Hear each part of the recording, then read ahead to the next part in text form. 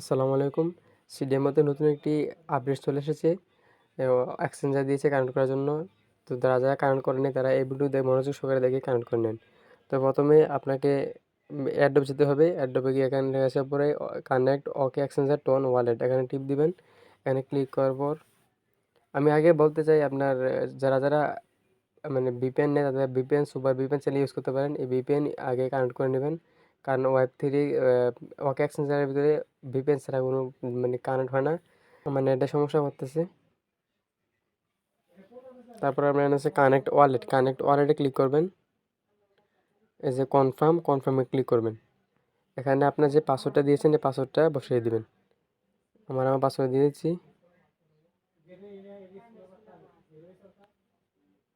আমার পাসওয়ার্ড দিয়ে দিলাম। এই যে কানেক্ট হয়ে গেছে।